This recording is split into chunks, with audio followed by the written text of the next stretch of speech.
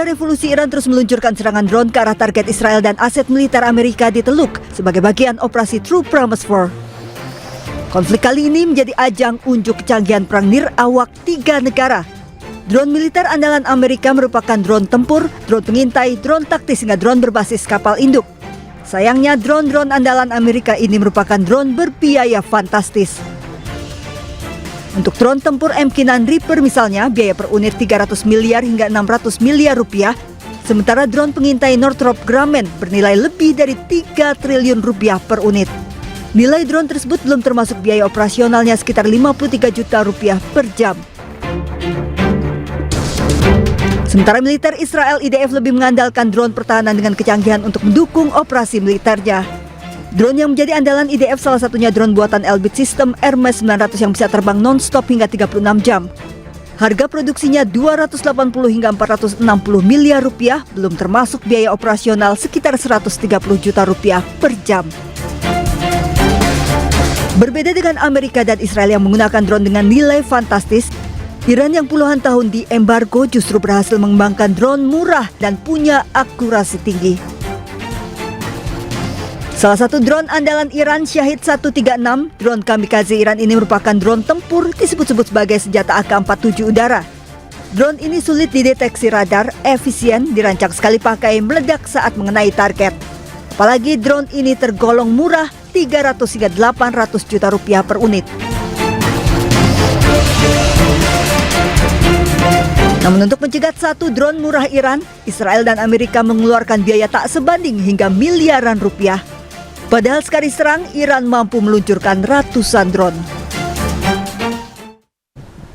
Pengamat Timur Tengah Dina Sulaiman menilai Iran akan terus melawan Amerika Serikat Israel dan menutup pintu perundingan. Serangan terhadap Iran membuat tuntutan pembalasan dari warga Iran semakin kuat. Ya, dalam pandangan saya ini kan kalau buat Iran ini sudah istilahnya perang eksistensial ya. Kalau dia tidak melawan, dia bisa hancur gitu. Dan juga apalagi sudah banyak sekali garis merah yang dilanggar oleh Amerika Serikat, termasuk juga membunuh pimpinan tertinggi Iran, Ayatollah Khamenei, dan juga bagaimana Amerika Serikat dan Israel itu menghancurkan banyak sekali infrastruktur sipil gitu. Dan buat Iran ini kalau dia berhenti dan ke meja perundingan itu sama halnya dengan mengkhianati rakyatnya sendiri, karena rakyatnya betul-betul sangat menginginkan adanya pembalasan terhadap kejahatan Amerika Serikat dan Israel. Tapi di pihak Amerika dan Israel sebenarnya itu mereka sedang mencari jalan keluar yang tidak mempermalukan.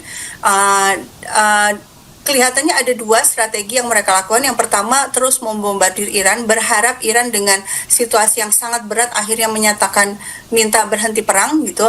Dan yang kedua,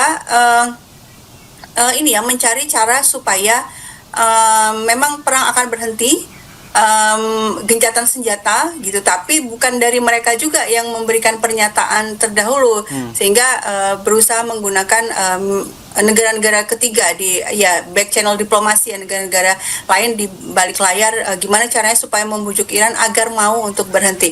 Dalam situasi seperti ini sebenarnya kartunya ada di Iran ya. Iran mau tidak menerima bahwa pembalasannya hanya sebegitu saja gitu ya, dalam kondisi bahwa dia punya kemampuan untuk terus melanjutkan serangan. Dan yang banyak diharapkan oleh seluruh dunia, saya pikir orang-orang yang ingin sekali Palestina merdeka, ya memang Iran melanjutkannya supaya rezim Zionis Israel betul-betul runtuh dan Palestina bisa meraih kemerdekaannya dan terbebas dari kejahatan. Pemirsa, Komando Pusat Amerika Serikat, CENTCOM, merilis video yang menunjukkan pasukannya diduga menyerang peluncur rudal Iran sebagai bagian dari operasi Epic Fury yang sedang berlangsung.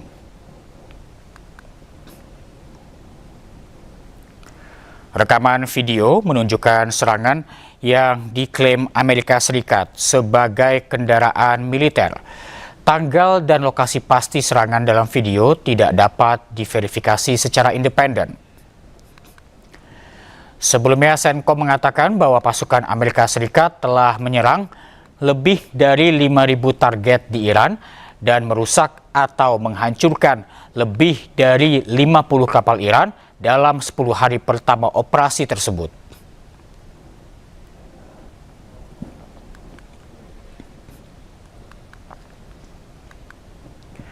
Ratusan warga Teheran, Iran berjalan mengiringi jenazah korban serangan Amerika Serikat dan Israel.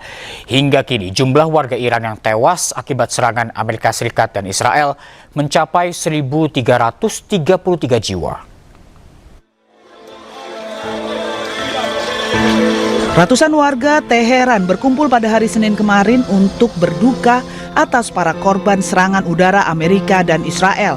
Para warga ini berjalan di samping kendaraannya mengangkut peti jenazah seraya membawa foto-foto para korban. رهبر ما خودشو فدا کرد ایران زنده میمونه جمهوری اسلامی زنده میمونه شهیدا خودشونو فدا کردن به خاطر این جمهوری اسلامی پرقدرت‌تر میشه ان شاءالله به امید خدا. Menurut informasi Bulan Sabit Merah Iran, korban yang tewas dalam konflik Iran, Amerika, dan Israel ini berjumlah 133 jiwa. Ketegangan di Timur Tengah meningkat setelah Amerika Serikat dan Israel meluncurkan serangan terhadap Iran pada 28 Februari lalu. Teheran pun membalas serangan dengan menghancurkan aset-aset milik Amerika Serikat di seluruh wilayah Teluk. Menurut informasi Bulan Sabit Merah Iran yang tersedia pada saat dipublikasikan, 1.332 orang tewas di tengah serangan udara Amerika Serikat dan Israel. Sementara itu, Amerika Serikat mengelak bahwa rudalnya yang telah menghancurkan sekolah perempuan di Minab, selatan Iran, dan menewaskan 170 orang termasuk anak-anak.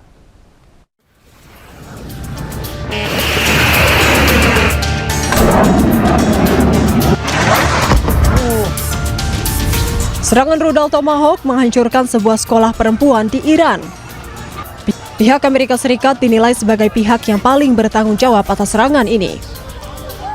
Dalam sebuah konferensi pers, Presiden Amerika Serikat Donald Trump menyatakan bahwa Amerika tengah menyelidiki serangan tersebut. Trump seolah ingin mengatakan bahwa ada pihak lain yang seharusnya bertanggung jawab.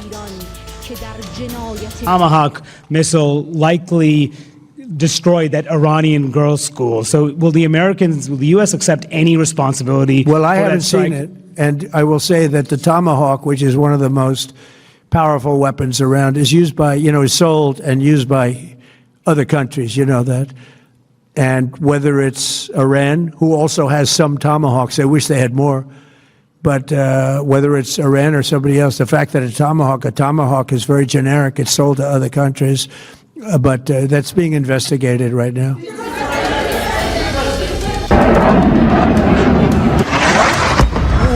Rekaman kamera memperlihatkan saat rudal Tomahawk menghantam sekolah dasar perempuan di Minab, selatan Iran pada Sabtu 28 Februari lalu. Rudal Tomahawk merupakan rudal yang kerap digunakan Amerika Serikat. Media Iran melaporkan sekitar 170 orang termasuk anak-anak tewas dalam serangan ini. Israel mengklaim tidak mengetahui operasi di daerah tersebut, sementara Trump secara eksplisit menyalahkan Iran. Warga Iran menggelar aksi menyatakan dukungan kepada pimpinan tertinggi Iran yang baru dilantik, Mujtaba Khamenei.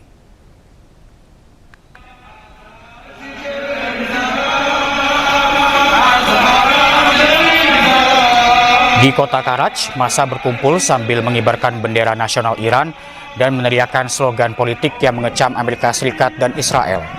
Peserta aksi menyatakan kesetiaan kepada pemimpin baru serta dukungan terhadap arah politik negara. Aksi serupa juga berlangsung di sejumlah kota di Iran.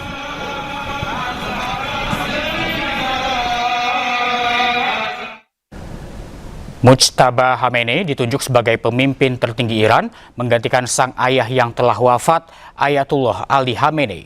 Penunjukan Mujtaba menjadi sorotan karena untuk pertama kalinya sejak revolusi Iran, kepemimpinan Iran berpindah langsung dari ayah ke anak.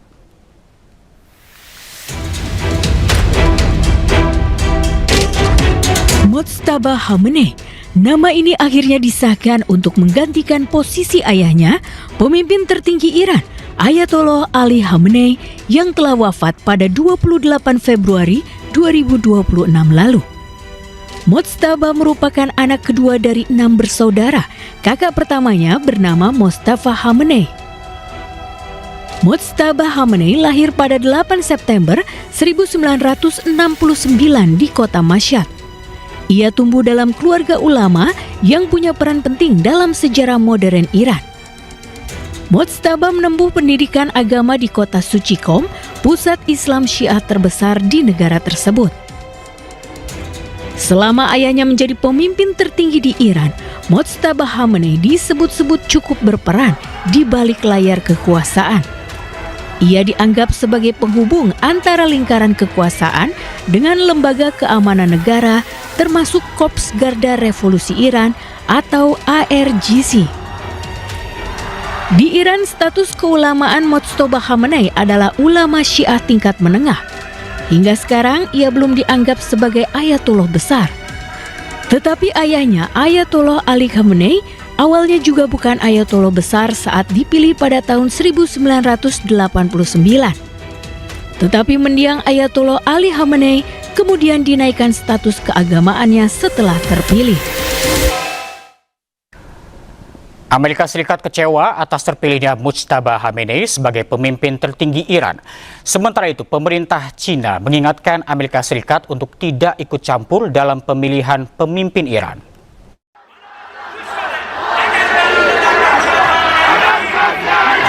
Dukungan untuk pemimpin tinggi Iran yang baru, Mojtaba Khamenei, terus disuarakan warga Iran. Namun terpilihnya Mojtaba memicu reaksi dari Amerika Serikat dan Israel. Presiden Amerika Donald Trump mengaku kecewa atas terpilihnya Mojtaba. You have to take him out. Does he have a target on his back? You mean the new supreme leader? You mean the son? How can there be an Iran with Well, another I don't want to say that, but I was disappointed because we think it's going to lead to just more of the same problem for the country. So I was disappointed to see their choice. Pemerintah Cina mengingatkan Amerika Serikat untuk tidak intervensi urusan negara lain. Hal ini adalah norma dasar dalam hubungan internasional. 选举新任最高领袖是伊朗基于本国宪法做出的决定，不干涉内政是国际关系的。方对当前中东地区紧张局势深表关切。近日，中方密集开展斡旋工作，王毅外长分别同多国外长通电话，就地区局势深入交换意见。在两会外长记者会上，王毅外长强调，正确和妥善解决伊朗及中东相关问题，应该坚持尊重国家主权，不得滥用武力，坚持不干涉内政，政治解决热点问题。大国要发挥建设性作用，善意运用实力等基本原则。 Mojtaba Khamenei dipilih oleh Dewan Majelis Ahli yang terdiri dari 88 ulama senior. Anggota Majelis Ahli dipilih langsung oleh rakyat melalui pemilih setiap 8 tahun sekali. Namun kandidat yang maju sebagai anggota Majelis Ahli harus melalui proses penyirangan ketat oleh Guardian Council.